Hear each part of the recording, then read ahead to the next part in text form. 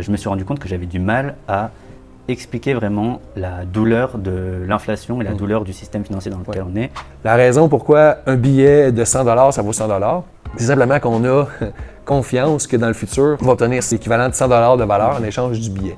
La conclusion dans tout ça, c'est que le fait que ma maison ait triplé en valeur, ça m'a appauvri parce que c'est pas juste ma maison qui a triplé de valeur, c'est toutes les maisons qui ont triplé de valeur. Et donc, tout le monde est plus pauvre. Mais moi, je vois la mère monoparentale qui avait peut-être un loyer à 600 ou 800 $. Et maintenant, je suis pas certain qu'on peut trouver un loyer à moins de 1700 $. Du coup, mon audience, c'est souvent des investisseurs ou des gens qui aident les autres à investir, Voilà. mais ils ne connaissent pas l'effet cantillon. Ça creuse en fait le fossé des inégalités. Il faut comprendre ça. Et ça fait longtemps que ça existe. C'est un mec qui s'appelait Richard Cantillon et c'est à cause de ce que John Law a fait au 18e siècle. Ok. Donc, merci beaucoup. J'ai adoré ta présentation que tu viens de nous donner. Merci. Et j'aimerais revenir sur 3 points. Donc, tu as parlé de la prime d'autorité, de la prime monétaire. Exact. Et la dernière, c'était? C'est la valeur d'usage. Ok. Est-ce que tu pourrais nous le définir? Et moi, j'aimerais qu'on arrive à y mettre à l'associer à Bitcoin, en fait. Oui, absolument. Donc, dans la présentation, je parlais des différentes formes de monnaie, des différentes théories monétaires. Donc, au départ, on a la monnaie dette et on a ensuite la monnaie marchandise. C'est 2 théories qui sont pas tout à fait compatibles. On est capable de les unifier, c'est ce que j'ai présenté dans la présentation. Et le chemin que je prends personnellement pour les unifier, ça s'appelle la prime monétaire. Okay. Et donc, une prime monétaire, c'est tout simplement une demande monétaire pour, ça peut être une marchandise ou ça peut être même pour un billet qui est pas nécessairement une marchandise. Okay. Et c'est simplement une demande monétaire pour, disons, une marchandise pour jouer un rôle ou des rôles de la monnaie. Donc, si vous prenez l'or, par exemple, l'or a une valeur utilitaire dans l'industrie. Environ 10% de son utilisation, c'est pour l'industrie. Donc, on peut faire un calcul rapide en disant que l'or vaut 3000 $ par once. On pourrait peut-être dire que la valeur utilitaire de l'or, ça serait 300 $ par once, tu vois, disons 10%.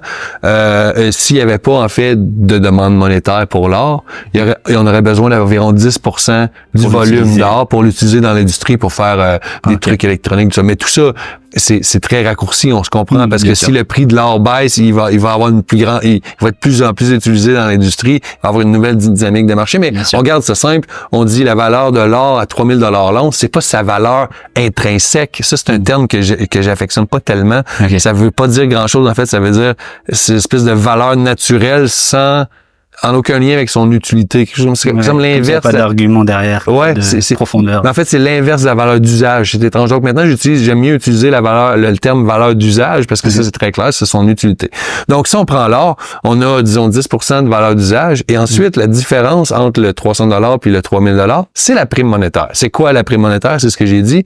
C'est simplement l'expression en valeur, la valorisation que les gens font pour jouer les rôles de la monnaie. Donc, les gens, ils ont confiance que quand on utilise de l'or, on va disons à 3000 $ l'once. Plus tard, on va récupérer cette valeur-là dans le futur environ équivalente. Donc, on va réobtenir 3000 $ dans le futur. Et moi, je l'exprime par la valeur monétaire et pas la valeur intrinsèque de l'or. Et c'est la même chose pour la monnaie dette, la monnaie fiat, la monnaie d'État. La raison pourquoi un billet de 100 $, ça vaut 100 $, c'est simplement qu'on a confiance que dans le futur, on va obtenir l'équivalent de 100 $ de valeur en échange du billet. Et moi, je l'appelle cette prime monétaire-là, c'est une prime monétaire spéciale, c'est la prime d'autorité. Pourquoi? C'est parce que la prime monétaire, dans le cas de la monnaie fiat, est imposée par l'État. Donc, c'est une prime d'autorité et la valeur vient de la demande pour payer les taxes et l'État nous l'impose par la force. Donc, on est obligé de l'utiliser. Donc, il y a une demande d'utilisation comme un moyen d'échange. OK? Donc, en gros, si je résume, tu as à la base la valeur d'usage. Pour la monnaie fiat, il y a 0 valeur d'usage, à peut-être quelques centimes. Juste le coût de la création de c'est même pas une valeur d'usage, c'est juste un coût de production. En fait, la valeur d'usage, je sais pas, il y en a une. Il y en a une, c'est que moi, j'achète des billets pour les distribuer dans les conférences. Des billets de banque, j'en ai toujours sur moi. Et des billets de Venezuela, en passant. Et ces billets-là, je les paye. ils valent plus rien, une valeur nominale, et moi je les paie 2 à 3 centimes chacun pour distribuer. Et donc c'est toi une valeur d'usage. Oui, je paye pour les acheter, ça a une certaine valeur d'usage. Ça pourrait être la seule valeur d'usage. Et donc, la valeur d'usage, c'est la valeur de la marchandise en tant que telle pour l'utiliser à des fins d'industrie ou d'usage, disons, normal.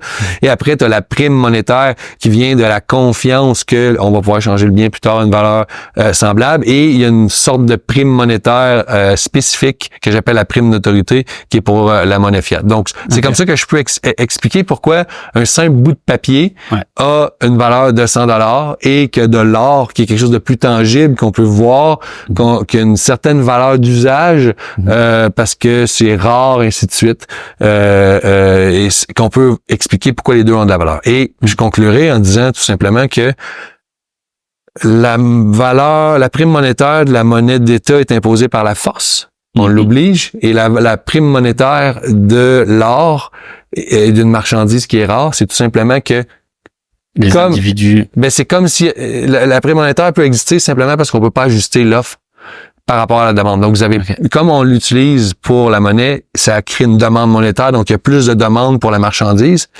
Et si on pouvait en produire plus, le prix monterait pas parce qu'on en produirait plus et l'offre et la demande feraient son travail et le prix se stabiliserait.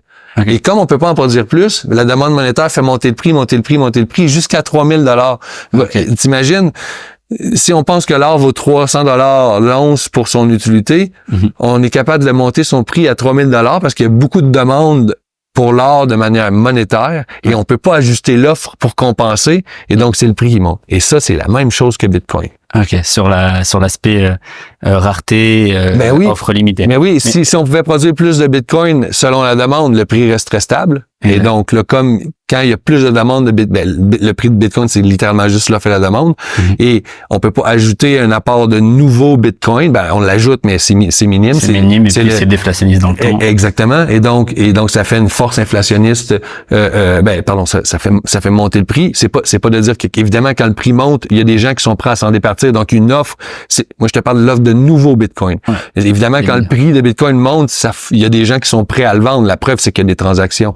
Mais quand on l'analyse, cette dynamique de prix, par rapport à l'or, par exemple, on regarde la comparaison avec l'afflux de nouveaux. C'est le fameux stock to flow, le ratio stock sur flux.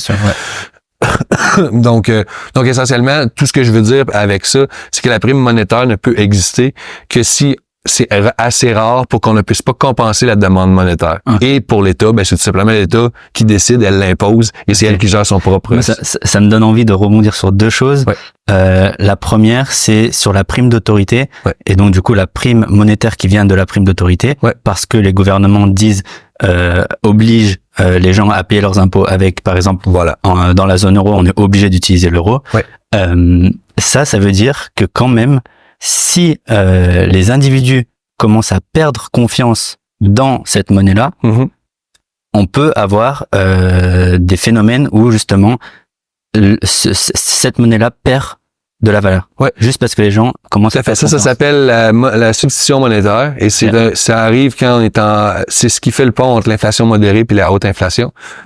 Et donc quand on est dans une situation catastrophique où les gens perdent la confiance en la monnaie, ils vont se débarrasser de la monnaie pour n'importe quoi. Ça peut être des monnaies étrangères, ça peut être des voitures, ça peut être des vélos, ça peut être n'importe quel chose qui est tangible, qui conserve relativement, qui conserve mieux sa valeur que la monnaie, et à ce moment-là, la monnaie est sous-évaluée. C'est ça qui est fou, c'est qu'en hyperinflation, il y a une masse monétaire immense en nominal, avec beaucoup de zéros, des trillions de trillions, c'est complètement fou quand on est dans les phases finales de l'hyperinflation, mais malgré tout, malgré ces chiffres pharaoniques, la monnaie est sous-évaluée. Il n'y a pas assez de masse monétaire en valeur c'est ça pour l'économie. Quand tu dis sous-évalué, c'est pour en comparaison de des besoins de l'économie. Exactement. Voilà. Et donc il y avait ce point-là sur lequel je voulais revenir, et sur Bitcoin pour la prime d'autorité. J'étais à Lugano il y a quelques semaines et le maire nous annonce que Bitcoin est legal tender à Lugano, donc une ville suisse où on peut payer nos impôts en Bitcoin, etc. Et donc là, c'est exceptionnel. C'est un peu comme le Salvador. Mais donc du coup, c'est de ça que tu parles quand tu parles de prime d'autorité. Et donc là, apporté à Bitcoin, c'est... Si on accepte Bitcoin pour payer les impôts dans une commune comme ça ou dans une région, on va augmenter la demande d'utilisation monétaire de Bitcoin, donc on va potentiellement ajouter de la demande monétaire, mais c'est pas nécessairement une prime d'autorité, parce que la prime d'autorité, en fait, dans tout mon diagramme, j'aurais pu juste parler de prime monétaire, mais je l'ai appelé prime d'autorité parce que c'est imposé par la force, tu vois. Et donc le maire il l'impose pas nécessairement par la force, il l'accepte. Donc les gens peuvent s'ils acceptaient que Bitcoin, ça pourrait peut-être être une forme de prime d'autorité, mais s'il fait juste l'ajouter à la liste des paiements disponibles, si tu peux toujours payer en euros, ou en francs suisses, pardon, c'est le Gano, moi je pense que ça va augmenter la demande monétaire, mais je suis pas sûr qu'on peut le qualifier de prime d'autorité parce qu'il force personne à utiliser Bitcoin. Et par contre, ça dépend, hein. Ça dépend, on n'a pas tous les tenants, les aboutissants, mais par exemple, si on prend l'exemple du Salvador, où Nayib Bukele, le président, a fait Bitcoin Legal Tender en 2021, les commerçants sont censés avoir une obligation de pouvoir accepter les paiements en Bitcoin. Là, ça peut être une prime d'autorité. Ouais, je dirais que oui. En fait, je dirais que je dirais que oui, mais en fait c'est pas tout à fait vrai que tout le monde, je pense, j'avais lu sur ça, c'est pas tout à fait vrai que tout le monde est obligé, là, il y a des exceptions puis au final, mais quand même oui, si on décide que oui les commerçants sont obligés de l'accepter, oui ça peut être une forme de prime d'autorité. Donc en fait on pourrait faire un diagramme où au El Salvador, Bitcoin a une prime monétaire comme ça puis une prime d'autorité tout petite parce qu'il va y avoir une partie de la demande qui va venir d'une prime d'imposition. Oui, tout à fait. C'est intéressant. Et si on réfléchit à ce que Saifedean Ammous il propose dans ses livres et cette théorie du Bitcoin standard, on pourrait voir un pays à terme peut-être en arriver là justement à dans ce pays c'est que Bitcoin. Oui. Et là ce serait prime d'autorité max. Ouais. OK. Ouais, c'est intéressant. Okay. En fait, comme je dis depuis le début, c'est à peu près la même chose. La prime d'autorité, la prime monétaire, je pense que c'est juste que la demande vient d'une obligation ou d'un choix. Et peut-être qu'un jour, on aura des autorités comme ça qui vont nous obliger à utiliser Bitcoin. À ce moment-là, oui, ça rentre dans la prime d'autorité. Ça, c'est possible. Okay. Et donc, du coup, ça revient sur un autre point que t'as mentionné, qu'il faut justement, dans la valeur d'usage, il faut qu'une monnaie soit nécessairement utilisée pour garder sa valeur. Donc Bitcoin, si il y a le développement vraiment de Lightning comme on nous le propose, et ça pourrait justement augmenter cette fonction de valeur d'usage en fait, qu'on va utiliser Bitcoin beaucoup plus. Je pense que quand ça a été mentionné dans les questions, le sujet de la valeur d'usage, je pense qu'il parlait plus des utilités autres que la monnaie de Bitcoin. Parce que utiliser Bitcoin comme monnaie, c'est pas vraiment une valeur d'usage, c'est vraiment une prime monétaire, c'est la demande monétaire. Mais Bitcoin peut avoir une valeur d'usage parce que toutes sortes de systèmes qui se développent à côté de Bitcoin. Disons, si on fait des NFT sur Bitcoin, Bitcoin pour exactement comme protocole, exactement, puis on est obligé de payer en Bitcoin. Là, ça devient une espèce de valeur d'usage où c'est pas nécessairement une valeur monétaire, c'est plus une commodité, exactement comme Ethereum. Ethereum, c'est plus une commodité, le jeton, parce que c'est fait pour utiliser un système qui fait des smart contracts. Et donc là, c'est ce qu'on voit en ce moment avec Ethereum. Le prix baisse par rapport à Bitcoin, tout simplement parce que il y a de moins en moins de demandes pour le jeton. Parce qu'avant, il y avait des congestions, les prix étaient très élevés, tout ça, mais maintenant, ça se passe en layer 2 et 3. Et donc, il y a moins d'usage sur la layer 1. En fait, c'est moins la folie. Et c'est peut-être, et je dis pas ça comme c'est... de paiement de frais. Exactement. Et donc, je dis pas que c'est une mauvaise chose non plus. Et éventuellement, le prix va se stabiliser. Mais c'est sûr que les gens qui ont acheté de l'Ethereum en disant, il est sous-évalué, il va valoir 3 fois plus cher dans 2 ans ou dans 6 mois. Mais eux pourraient être déçus, là. C'est pas un conseil financier. Je connais pas Ethereum, assez pour vous conseiller, mais à mon analyse, à moi, ce que je vois, c'est que je sais que l'utilisation de ces protocoles-là, c'est plus sur le layer 2 et layer 3 et ça enlève de la demande pour les transactions sur la layer 1, puis la layer 1, pardon, et ça se répercute dans le prix et c'est dans le pair, on peut le voir dans le pair BTC ETH, mais même dans le pair ETC, ETH, je dis ETC, pardon, BTC ETH, que je l'ai dit tantôt, puis ETH dollar aussi. je pense pas que le prix dans les 5-6 derniers mois, le prix d'Ethereum était pas à la hausse, c'était plutôt à la baisse. Je pense que c'est possible par rapport à ça. Ça me fait penser à deux choses. Donc, du coup, moi, j'avais pas la bonne notion de, valeur d'usage. Okay. Mais je sais pas si tu avais vu, il y avait un mec, Jason Lory, qui avait écrit un papier, une sorte de thèse de 400 pages. Oui, c'est avec est-ce que c'est le mec avec le MIT? Oui, le mec du MIT avec sur le dessus du livre, il y avait des bois. Des bois, ouais. Et ben, ce mec-là, il arrivait à, il a fait cette thèse-là où, selon lui, dans plusieurs années, les États-Unis, où il y aura en fait une guerre géopolitique dans le monde, où en fait les pays qui auraient compris l'intérêt de Bitcoin l'utiliseraient comme moyen soit de stockage de data, notamment pour l'industrie militaire. Okay. Et donc là, ce serait une valeur d'usage. Absolument. Bitcoin. Ouais. Okay. Tout à fait. Ça serait assez énorme. Ouais. Et bon, il parlait de power projection comme Théo il en parlait là, et du coup il y a des liens qui se font. Tout à fait. Je voulais faire une transition pour t'expliquer un peu plus ce que je fais. Ouais.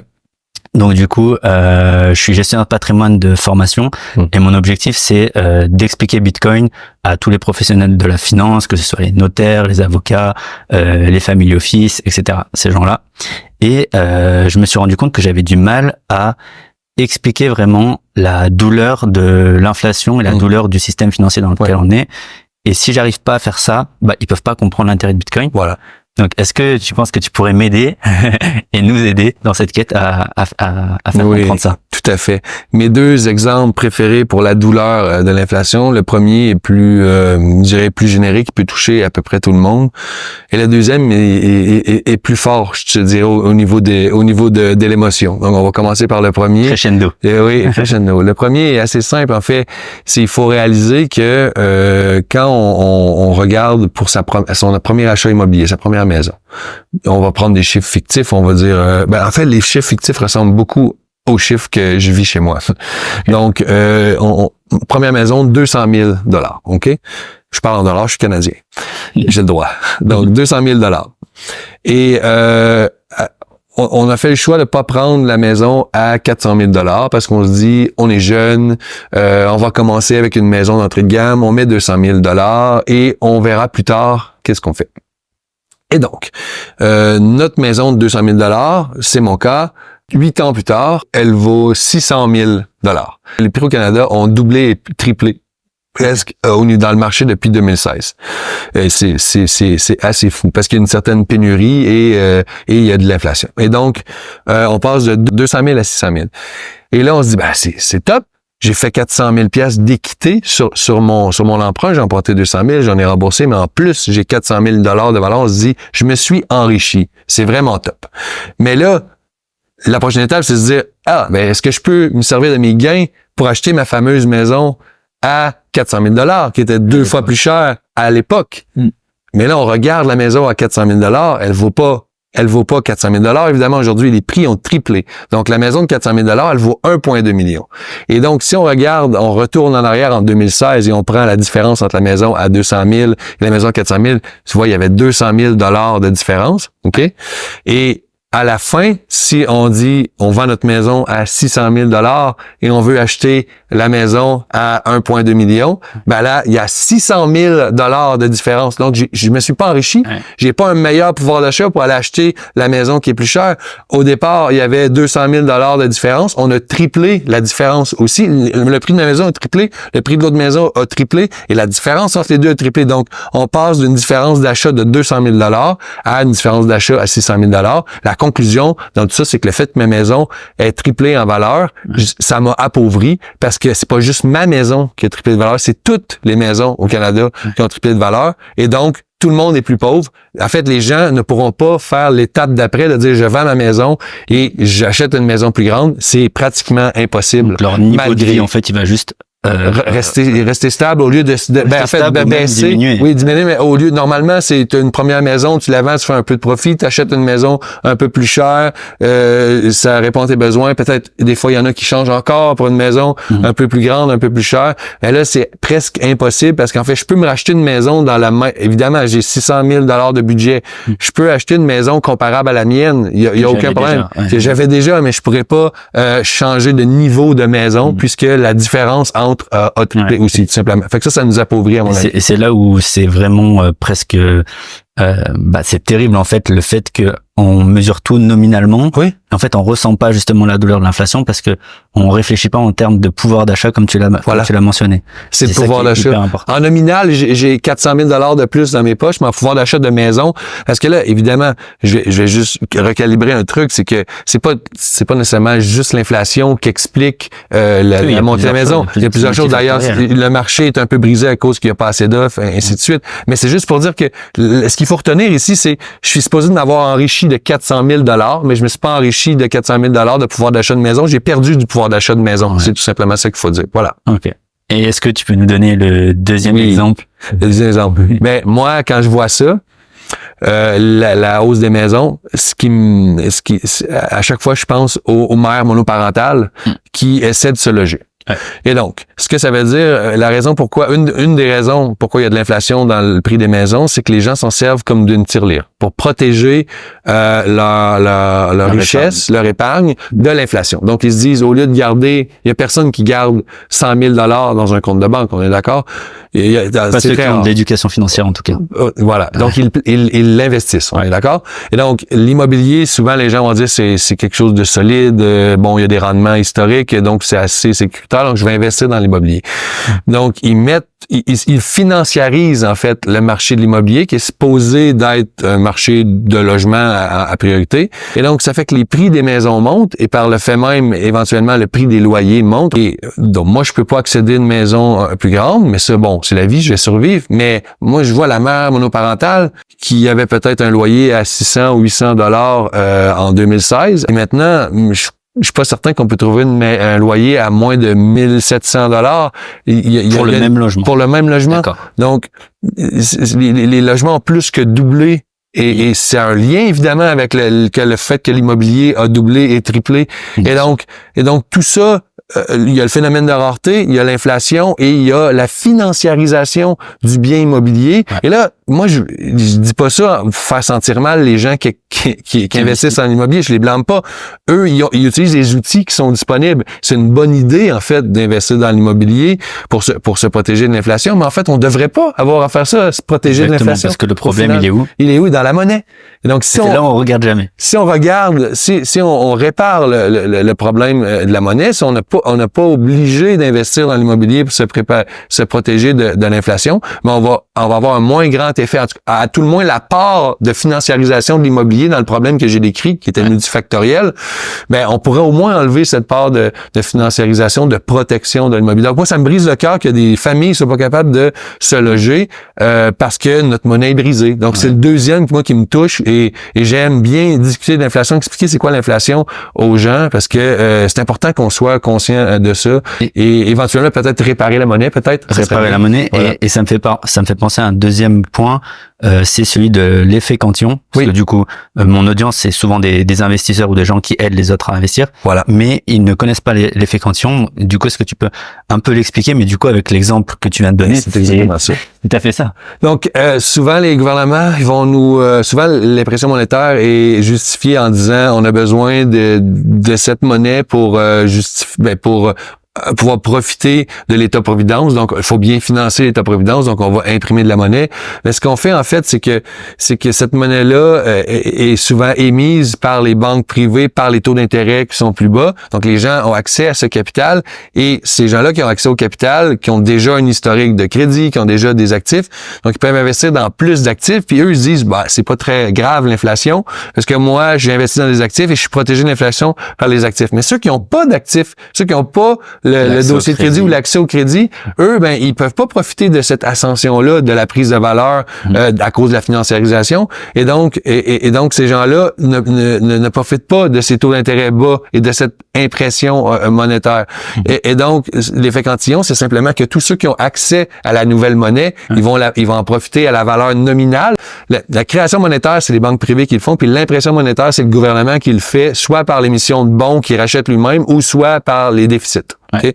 Donc, s'il fait un déficit, puis il dépense $1 de plus, mais ce dollar-là, il vaut $1. Mais au bout de la chaîne, quand il fait tout le cycle d'économie, quand il se rend à la petite famille, au travailleur, il a subi l'inflation, puis il vaut moins qu'$1. Donc, ce que ça fait, c'est que ça fait une boucle que ceux qui ont des actifs s'enrichissent de plus en plus, et ceux qui n'ont pas accès à ces actifs, ils s'appauvrissent parce que toute leur monnaie, leur salaire vaut moins.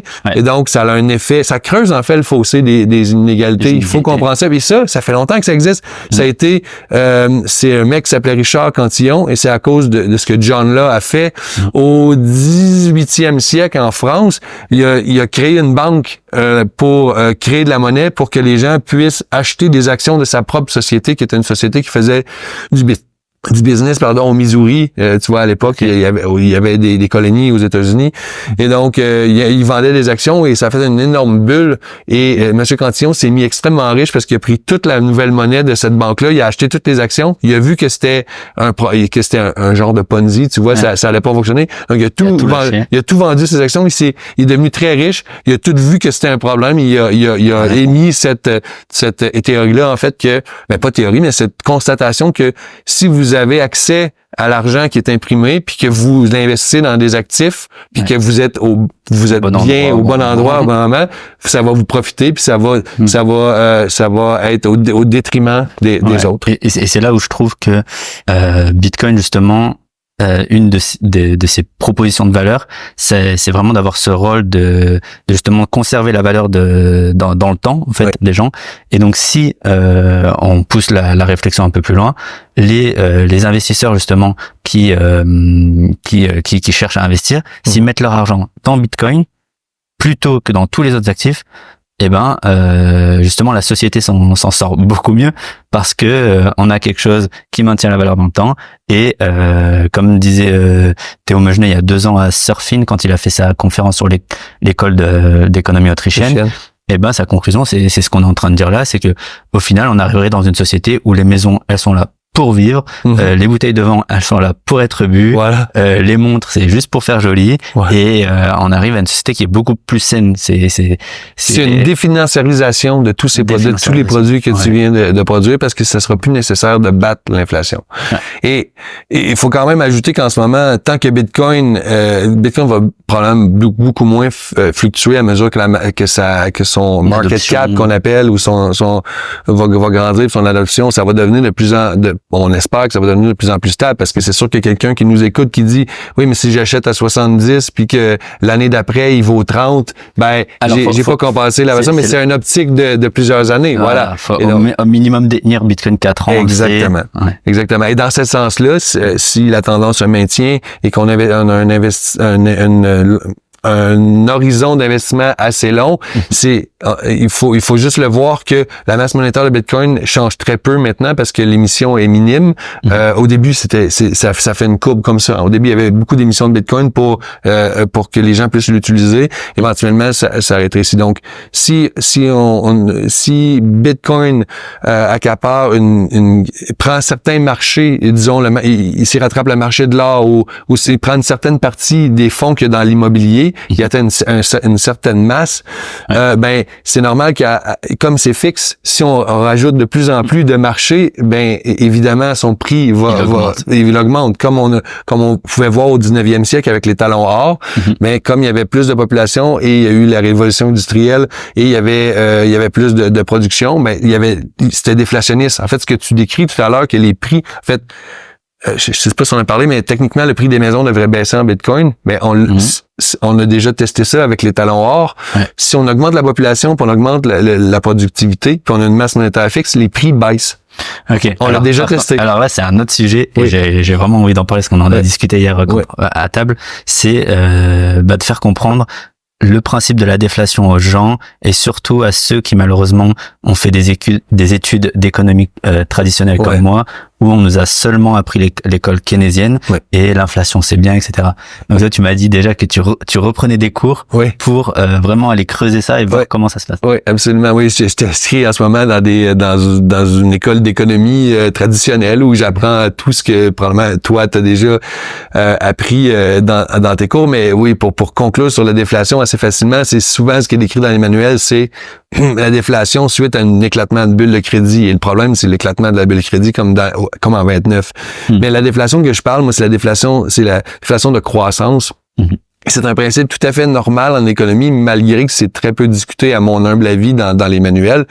Mais quand j'ai donné l'exemple du 19e siècle, c'est juste dire que c'est arrivé et il n'y a pas nécessairement eu de catastrophe. C'est juste que mathématiquement, si on a plus de productivité, plus de gens, puis on a et avec Bitcoin, pour que ça arrive à l'échelle du monde, disons. Il faudrait que Bitcoin soit la monnaie, OK? Je sais pas si ça va arriver. Peut-être, je sais pas. Mais là, on pourrait penser, ou dans un pays, on pourrait penser que, oui, évidemment, ça va causer de la déflation. Mais ce que je disais dans mon exemple, c'était plus que, à mesure que Bitcoin attrape des marchés, disons, il prend le premium monétaire des autres actifs. Exactement. Donc, plutôt tu prends exactement le bon terme. Je voulais pas te couper, mais oui, il prend le premium monétaire des autres actifs. Tu peux continuer? Ouais, du coup, en fait, ce que Bitcoin est en train de faire, et c'est ce que j'essaie de m'attacher à expliquer, c'est que plutôt que de s'embêter à aller à investir dans l'immobilier, dans les marchés des obligations, où en France on a une catastrophe naturelle qui est d'investir dans les fonds euros qui font perdre de l'argent à nos clients, et ben tout cet argent là, si on le met dans Bitcoin, c'est ce qu'on appelle prendre le premium monétaire. Et donc du coup ça fait ça augmente la demande sur Bitcoin, et vu que l'offre est limitée, le prix nécessairement va vers la hausse. Exactement. Voilà. Et pour expliquer aux gens qu'ils arrivent à comprendre que les marchés libres sont déflationnistes par essence et la technologie est déflationniste par essence. Et pourquoi c'est bon? Parce que les gens ne comprennent pas que la baisse des prix, c'est juste on parlait de pouvoir d'achat. En fait, vous avez juste un meilleur pouvoir d'achat. Tout à fait. Si vous avez des prix qui baissent. Quand la monnaie prend de la valeur, ça veut dire que les prix baissent. C'est synonyme. Tu vois, si ta monnaie prend de la valeur, les prix baissent.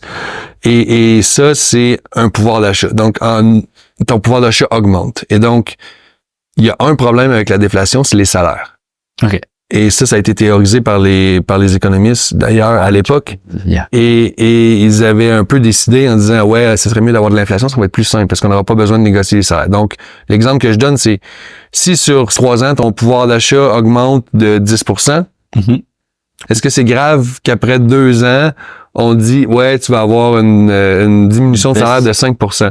Non. Non, parce que ton pouvoir d'achat est plus élevé. Parce que tu as gagné 10% de ça. En 3 ans, tu as gagné 10% de pouvoir d'achat, puis on fait une petite révision. Après 2 ans, on dit, on a vu les prix ont baissé, je diminue de 5%, donc tu es encore gagnant. Donc, dans cet univers-là, on pourrait penser à négocier. Une négociation de salaire, ce serait pas à la hausse. Faudrait négocier notre salaire à la baisse. Mais probablement, le moins possible à la baisse, tu vois. Le propriétaire pourrait dire, votre patron pourrait dire, cette année, on pensait baisser les salaires de, 3%. Non, juste 2%. Mais je pense que 2%, ça va aller. Et voilà, et c'est réglé, tu vois. Mais ça, c'est une mentalité qu'il faudrait changer. Et vu que les prix dans l'économie baissent également, et si je négocie mon salaire qui ne baisse pas trop, mon pouvoir d'achat est bien plus grand. Mais c'est la même chose qu'avec l'inflation. Si tu as 2% d'inflation, puis tu négocies 3% d'inflation, d'augmentation de salaire, techniquement, mais là, on sait qu'avec la mesure de CPI, tu obtiens 3%, mais ton pouvoir d'achat a techniquement augmenté, mais c'est la même chose à l'inverse. OK. Voilà. Et donc, toi, tu dis que les gens ne comprennent pas pourquoi il y a tout ce débat entre déflation et inflation, et ils pensent que l'inflation, c'est bien. C'est parce que en valeur nominale, ou en tout cas à l'époque, les gens qui travaillaient ne supportaient pas que leur salaire pouvait baisser parce qu'ils réfléchissaient pas en termes de pouvoir d'achat. Exactement. Et ça part de là, en fait. Et c'est parce qu'avant, les prix étaient très stables. Fait qu'il y avait pas ces négociations-là, ces trucs-là, mais j'imagine qu'avec avec l'arrivée de l'industrialisation, ça a rendu les trucs beaucoup plus productifs. Et là, la question s'est posée. Puis là, ils ont choisi d'aller avec l'inflation, tout simplement. Et il y a plein de gens qui vont dire qu'en fait, moi, je conclurais ce truc-là, ce sujet-là de l'inflation avec deux faits assez intéressants. C'est que une des raisons pourquoi les banques centrales créent de l'inflation, en passant, ils la créent, ils la gèrent pas. Les banques centrales, ils la créent. Ils veulent au moins 2%, ben, au moins 1 à 3 en général, c'est une fourchette. Et donc, la raison, c'est justement pour pas que les biens perdent en valeur.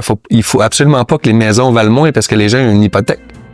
Okay. Si les maisons, imagine, tu connais la finance, mais imagine que les maisons, ils baissent en valeur et le prêt reste le même. Ouais, ça fonctionne pas dans un monde fiat, dans le monde... On est d'accord que c'est un monde cassé. C'est un système qui est frauduleux. Donc, c'est vrai que l'inflation est nécessaire dans le système actuel, mais si on change la monnaie, mais là, l'inflation n'est plus nécessaire parce que l'inflation est seulement nécessaire parce que il faut pas que, comme tout est basé sur la dette, il faut toujours imprimer plus de monnaie pour payer les intérêts sur la dette. Et même au-delà de ça, comme une maison, c'est toujours basé sur un taux hypothécaire, le système ne pourrait pas fonctionner si les maisons valaient moins que les prêts. Donc, c'est une des raisons pourquoi ils vont vous dire, mais oui, mais c'est absolument nécessaire d'avoir l'inflation parce que mais trop loin. On est dans le système qui le demande, mais si, on n'est pas obligé d'être dans ce système-là. Ça n'a pas toujours été le cas, en fait. On a l'opportunité en plus maintenant avec Bitcoin de opt-out à tout moment. Voilà. Disponible à tous. Donc, je pense que ce serait cool qu'on se revoie peut-être en visio parce que vu que t'es au Canada, ça va être compliqué. Mais pour aller plus en détail et prendre plus de temps, là, c'était plus une introduction. Avec plaisir. À tes travaux. Oui. Merci beaucoup. Merci à toi.